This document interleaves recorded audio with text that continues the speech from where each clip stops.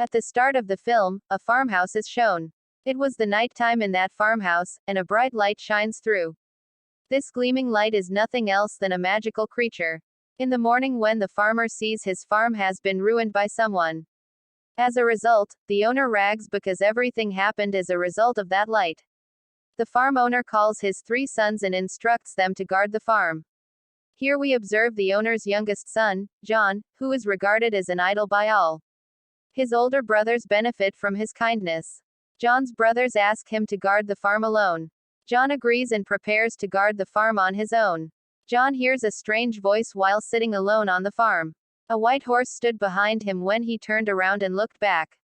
John couldn't believe what he was seeing when he saw such a large white horse.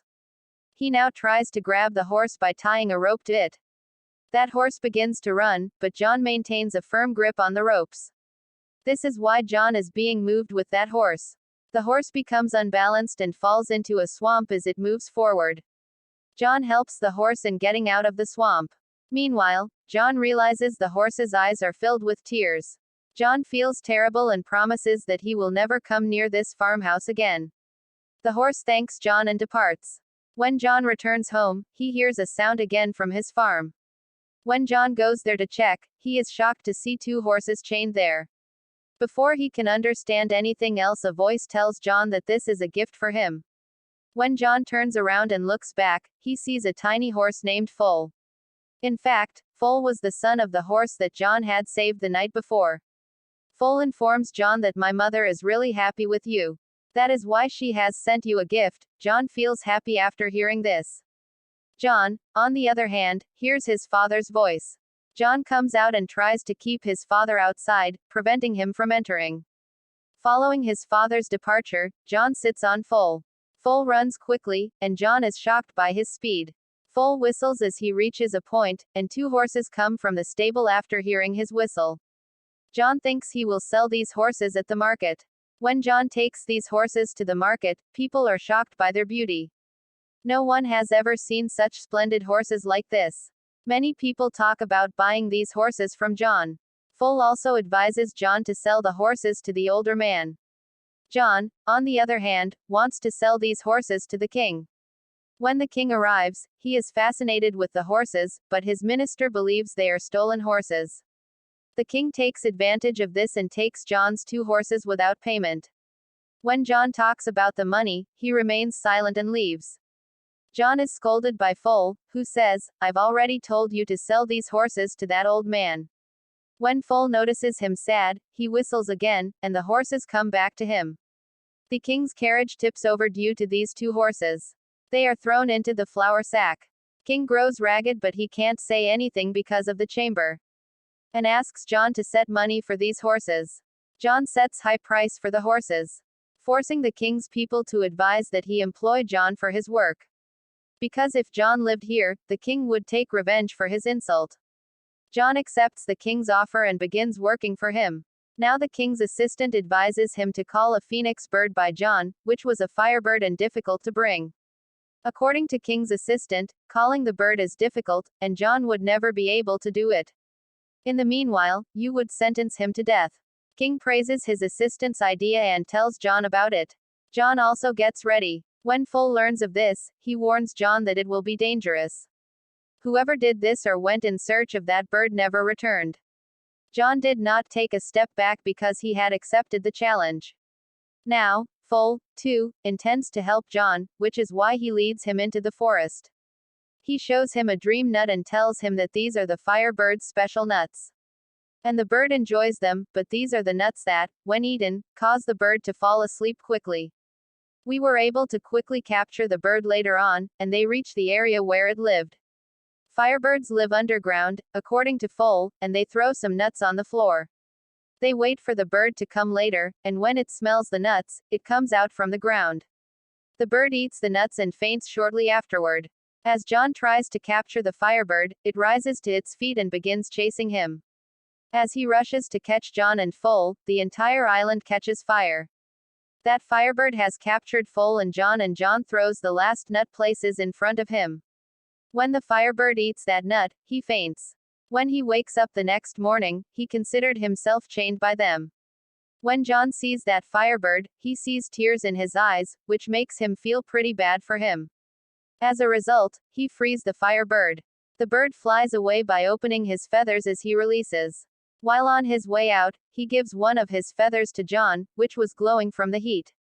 Foal assures John that the king would not forgive him now. However, John claims that seeing this feather will convince them that they have captured the Firebird. When John goes to the king and king doesn't believe in anything. The next day, John was brought for the death punishment.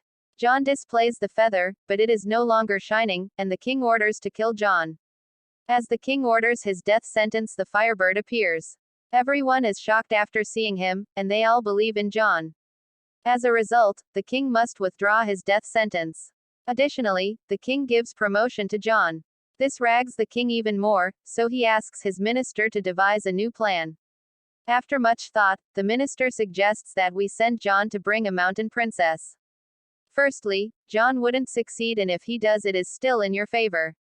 You could marry that princess, you have the benefit on both sides. King really likes this idea and sends John on this mission. John finally makes it to the Sar Mountains, where the princess resides. He sees that on the mountain the way of getting into the castle is made up of a thick ice layer. It was quite tough to break that, and in the meantime, a Firebird's feather comes. And the ice wall collapses, causing the remaining ice layer to break. A water flood comes, and Foal floats and falls in it afterward. Like a snowball, he drops down from the mountains. When John enters the castle, he notices a large number of girls, all of them were sleeping. It was extremely difficult to identify the true princess among them. However, when a Firebird feather falls near a girl, John recognizes her as the princess. When John sees that girl's beauty, he becomes astonished. And he informs her that his king is interested in marrying her. The girl, on the other hand, says that if your king is so powerful, he would have been here to take me. That girl jumps down from the mountain after saying this. John, too, is unconcerned about his own life and jumps down after the princess. Foal saves them both and carries them down by riding them on his back. After observing John, Foal realizes that he begins to like the princess. Foal realizes that if the king finds out, it will be a problem for him. Princess was listening in on their talk secretly. She, too, thinks she's starting to like John. When they return to the king, everyone is amazed to see such a gorgeous princess. Now that he has seen John alive, King rags, but his followers try to understand him. That this is fruitful for him. Now they're promoting John, but he's not happy about it.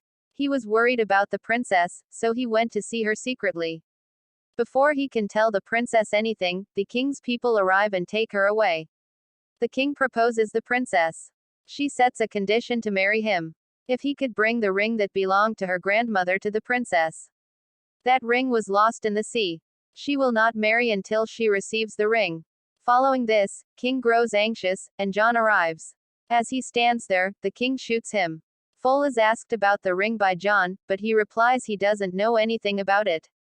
Foal tells his mother about it. She informs him that the ring is in the whale's belly. That can be found near a small island in the sea. John goes with Foal, but he falls down due to a collapse with several birds around. It's revealed that John has reached the whale. John notices large chains in the sea, as well as a whale trapped in the chains. When John comes out, Foal informs him that the entire island is whale about Foal's mother has informed.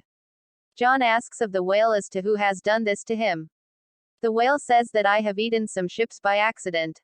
That's why the whale had been imprisoned by the other sailors. However, this whale now wants to correct its mistake. John is sad for the whale, and he has a plan. He believes that by helping the whale in sneezing, he will be able to get everything out of him. According to the plan to go inside the whale's nose and tickle it. In the meantime, the whale sneezes, and all of the ships emerge from his stomach. Later on, the whale returns to the sea. Following the whale's departure, John is reminded of the ring and becomes sad. As a result of the whale's absence, a crab appears with the ring. He tells John that the whale has sent this ring for you because that whale knows about the heart's feelings. They later return to the princess. They take a look at the Firebird that the king has tied to the building. When John gives the princess the ring, she knows that he can do anything for her. On the other hand, the king's man was peering through the microscope at Foal. He feels Foal is a devil when he listens to him speak. They all go there to capture Foal, and the king also wakes up. When he spots him near the princess window, he shoots Foal. And John, despite his best efforts, was unable to save him. On the other hand, the king announces that John has been fired from his job as the princess's kidnapper. After a few days, he will be put to death. Meanwhile, Princess meets Foal and informs him that he has been in difficulty as a result of her idea. She claims that to escape marriage, she has asked the king to shower in 3 different pots. The first pot will be filled with hot water, while the second will be filled with chilled water. The third pot, on the other hand, would have boiled milk. He informs the king that by doing this, they will be young once more. It doesn't seem good to the king. The king's man advises him to perform a test on John first. Princess warns Foal of an idea to avoid this. If they placed her grandmother's ring in the first pot, the Firebird's feather is in the second pot, and the life and death flowers are in the third pot. John's life might be saved as a result. Foal asks about these flowers to the princess. She claims that these flowers can only be found in the last corner of the world. This, according to Foal, will take a long time. Princess, on the other hand, claims that, due to your speed, this task would be completed quickly. Despite being injured, Foal goes to get the flowers. The pots are prepared the next morning. And the king decides that this is the appropriate time to tell everyone how kind he is. He informs everyone that this process is John's second chance. Because if he succeeds in this, John will be released. Later, he pushes John into the pot, and the princess places her ring secretly in the pot as well. Because of the ring, John is able to exit the first section and enter the second. The Firebird, who is watching everything, begins to scream. His voice reaches the enchained feather, which flies in and falls in the pot. John eventually falls into the third and final pot. Princess was anxiously awaiting the arrival of Foal. On the other hand, we see Foal reaching the flower.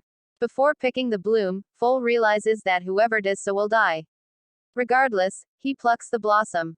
Everyone there believes John is dead, and they begin to leave sadly. Foal appears and throws the flower in the pot. Later, John comes from the pot looking like a prince. The king, after watching this, jumps into the first pot as well. Instead of being young, he is trapped in a bubble and goes from there. Everyone is overjoyed, and they crown John as their new king. John and Princess go out in search of the Foal. Foal believes he is about to die, but Princess tells him that the flower was just taking his test. At the last scene we see the marriage of John with Princess, and the movie ends here.